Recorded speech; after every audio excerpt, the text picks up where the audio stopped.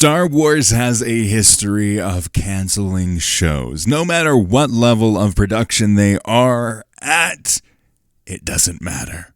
Welcome to Star Wars Uplink. I am kind of over the back and forth when it comes to Disney and Star Wars right now. It is infuriating to be a fan and looking forward to things. Now, what the heck am I talking about?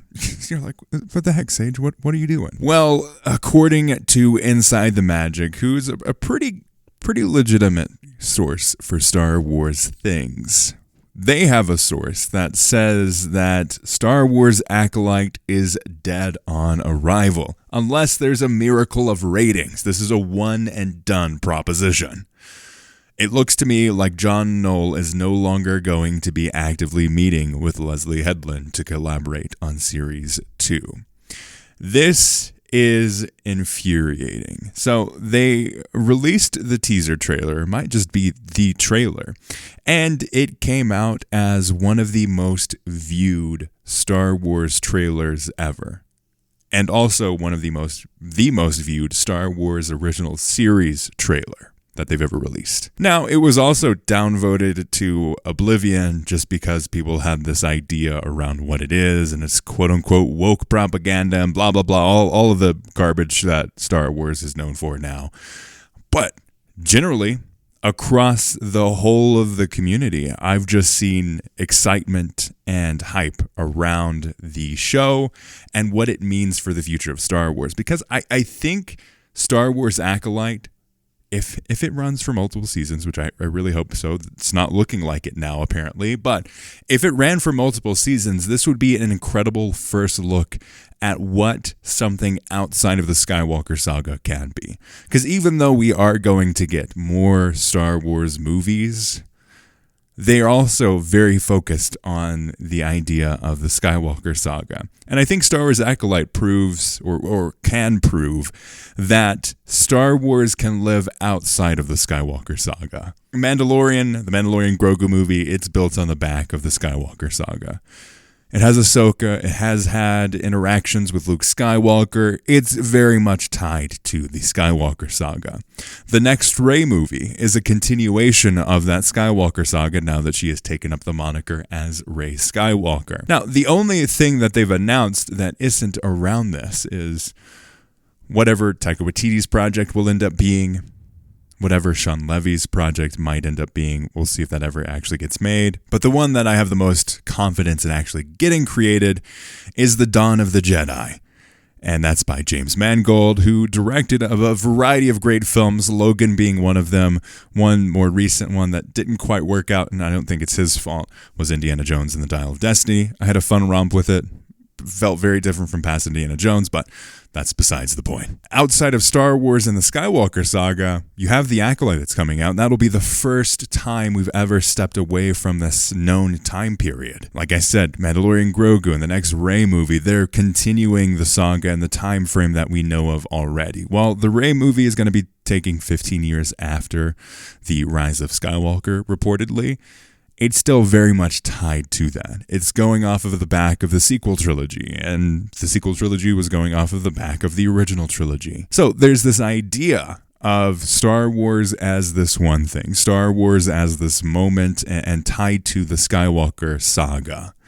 But the Acolyte might prove, we'll see at some point in the future if Star Wars can live outside of the shadow of the original trilogy and the Skywalker saga. I think there's opportunity to do that, but I think it's really disappointing that we're seeing Star Wars Acolyte being the scapegoat for no apparent reason, just that, Leslie Headland herself in an interview said she's got stuff saved for season 2, so she's betting on the fact that there's going to be multiple seasons. She pitched it to Kathleen Kennedy as a series that will have multiple seasons.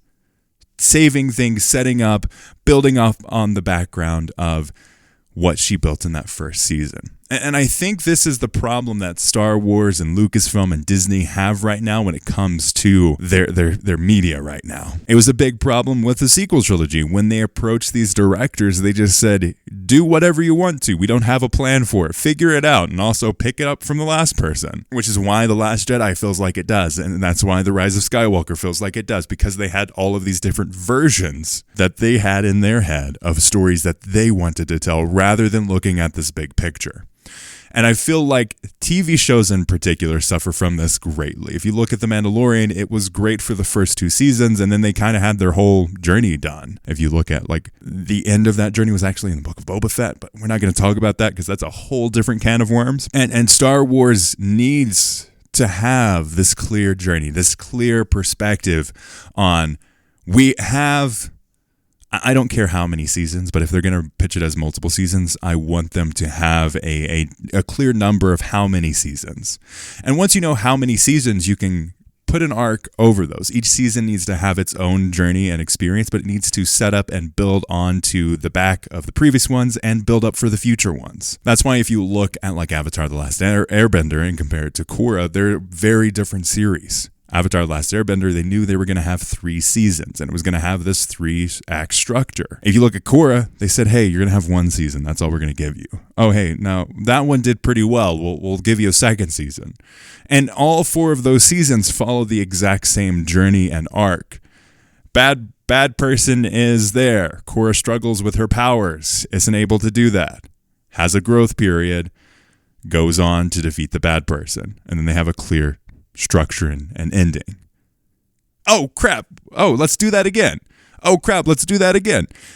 And that's where it struggles. This is the point that I'm really concerned with the future of Lucasfilm when it comes to the original series. If you're going to accept a project that's pitched for multiple seasons, you need to be committed to the idea that it's going to run for multiple seasons. Otherwise, feel free to just do one-offs. Do it as this like contained thing.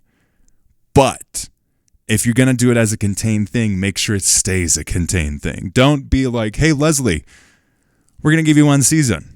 That's all you're going to get.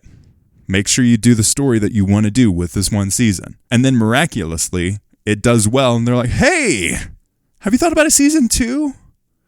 It's like, no, I actually had a complete story there.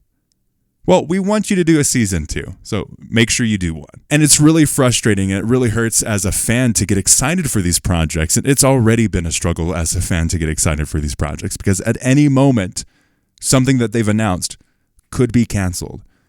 And it's really frustrating right now.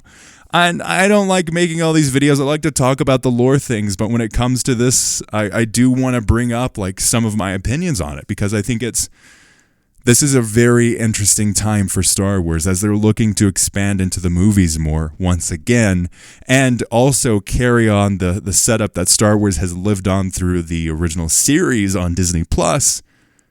You kind of have to do both, but you don't have to follow the same strategy for both. And it seems like they're trying to do that. But let me know your thoughts in the comments below. Would love to hear your thoughts on this idea of the Acolyte maybe being dead on arrival before it's even out. Let me know, and check out our podcast, Star Wars Uplink. As always, may the Force be with you.